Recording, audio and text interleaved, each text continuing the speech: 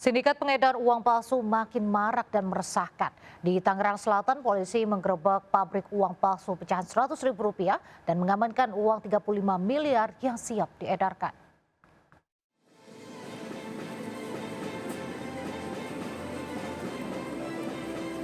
Berkedok bangunan kosong di kawasan pergudangan, pabrik uang palsu digerebek Polda Metro Jaya di kawasan industri Taman Tekno BSD, Setu Tangerang Selatan. Sejumlah alat produksi mulai dari alat cetak hingga pemotong ditemukan, serta uang palsu pecahan Rp100.000 siap edar sebanyak 360.000 lembar atau senilai 36 miliar rupiah. Selain itu, 4 pelaku S, NC, D, serta AB yang memiliki peran yang berbeda juga turut diamankan. Hasil pemeriksaan sementara, uang palsu produksi pabrik ini merupakan kualitas grade A dan mirip dengan uang asli. Uang palsu ini memiliki nomor seri, ada benang pengaman, hologram, dan juga ada simbol negara. Polisi juga masih berkoordinasi dengan Bank Indonesia untuk rangkaian pembuktian perkara ini. Kemudian kami sampaikan juga kami mendapat informasi dari hasil penyidikan kami akan dimasukkan atau didistribusikan kepada salah satu bank swasta. Ya, nanti terusnya akan kami kembangkan. Jadi biasanya dicampur, ya antara asli dan palsu akan dicampur. Seluruh pelaku dijerat pasal KUHP tentang mata uang dengan ancaman penjara 15 tahun. Tim Liputan iNews melaporkan. Tertangkap saat berduaan dalam kamar hotel dengan wanita bukan istrinya, ajudan Ketua DPR Aceh diganjar hukuman 22 kali cambuk di Banda Aceh. Ia terbukti melakukan pelanggaran konun syariat Islam yang berlaku di Aceh.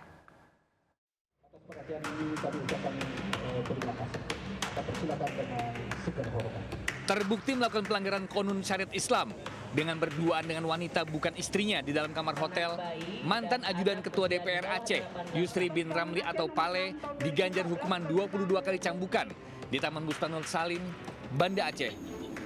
Kejaksaan Negeri Banda Aceh menyatakan eksekusi ini setelah adanya putusan pengadilan dan memiliki kekuatan hukum tetap. Selain ajudan Ketua DPR Aceh, dalam eksekusi ini petugas juga mengeksekusi okubat cambuk pada para terpidana lainnya. Hukuman bervariasi bagi terpidana perkara zina sebanyak 100 kali cambukan, kholwat atau berduaan dengan lawan jenis 10 kali, serta ikhtilat 27 kali. Usai menjalani eksekusi cambuk, seluruh terpidana kemudian diserahkan kembali ke pihak keluarga. Dari Banda Aceh, Syukri Syarifuddin, iNews melaporkan. Mobil pemadam yang sedang menuju lokasi kebakaran terbalik hingga terguling di Jalan Trans Sulawesi. Tragisnya saat kecelakaan sejumlah pemadam kebakaran sedang berada di atas mobil.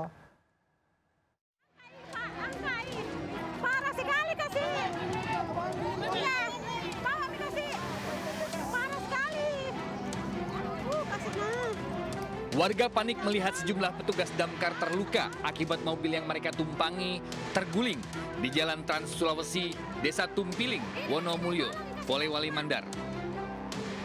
Total 9 orang petugas terjatuh dan terhempas di dekat mobil damkar pengangkut air berkapasitas 4.000 liter air.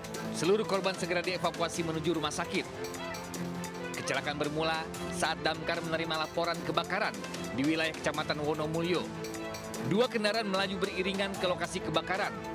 Saat damkar berusaha mendahului kendaraan di depannya, tiba-tiba mobil di depan juga ikut berpindah jalur. Sopir yang berusaha menghindar malah hilang kendali hingga menyebabkan 7 anggota damkar terluka. Seluruh korban dibawa ke RSUD Wonomulyo, sementara kasus kecelakaan sudah ditangani polisi dengan memeriksa sejumlah saksi di lokasi. Dari Polewali Mandar, Sulawesi Barat, Huzair Zainal, iNews melaporkan. Bagi masyarakat yang belum memiliki rumah dan sedang mencari hunian dengan biaya terjangkau, Danantara Indonesia berencana menggelar Danantara Housing Expo 2026 di Pantai Indah Kapuk dengan berbagai skema pembiayaan mulai dari 1 jutaan.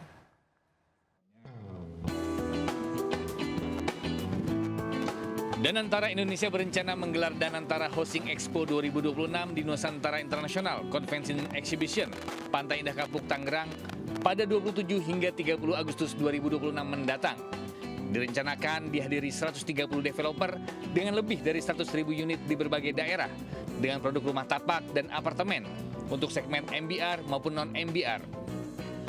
Masyarakat berkesempatan memiliki hunian dengan cicilan mulai 1 jutaan, suku bunga 2,75%, uang muka 1% dan tenor hingga 30 tahun melalui skema pembiayaan dari Himbara dan BSI. Gelaran ini merupakan bagian dari Danantara Indonesia dan ekosistem BUMN terhadap salah satu program prioritas pemerintah, yakni 3 juta rumah. 1 juta itu biar terjangkau cicilan itu, sehingga kalau dia memenuhi syarat, dia mungkin baru mulai bekerja, penghasilan masih pas-pasan, tapi umur masih panjang, masih bisa ambil 30 tahun kalau dibagi menjadi 1 jutaan. Itu. Kami didukung sekitar ada 130 developer, terdiri dari 12 developer dari BUMN dan selebihnya adalah developer. Selama penyelenggaraan, pengunjung bisa berdiskusi dengan pengembang dan perbankan, serta berkesempatan mendapatkan hadiah yang telah disiapkan, mulai dari tiket liburan, logam mulia, mobil, apartemen, hingga rumah. Selain itu, para pengunjung juga akan dapat menikmati sejumlah musisi nasional. Dari Jakarta, Riki Anwardi, iNews melaporkan. Kebakaran hebat yang menghanguskan kampung adat Sade, Lombok Tengah, Nusa Tenggara Barat berdampak pada ratusan kepala keluarga dan ratusan pelaku usaha wisata kehilangan mata pencariannya. Hingga kini belum bisa dipastikan penyebab kebakaran, namun menurut saksi, api pertama kali muncul dari tengah perkampungan adat. Informasi tersebut sekaligus menutup seputar iNews hari ini. Saya Raisa Nadia bersama tim yang bertugas undur diri. Terima kasih dan sampai jumpa.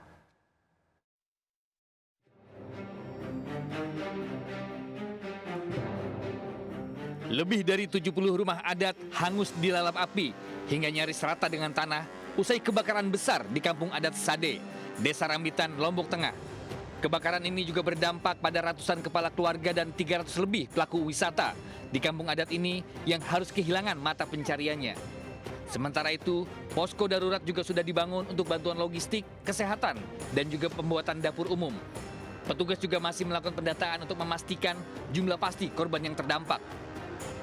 Dengan adanya musibah ini, ada 320 pelaku wisata kami yang hari ini kehilangan lapangan pekerjaan. Itu gaib, jadi gaib. Ada guide, penenun, dan segala macam. Kebakaran besar melanda Desa Adat Sade, Lombok Tengah pada Sabtu malam lalu.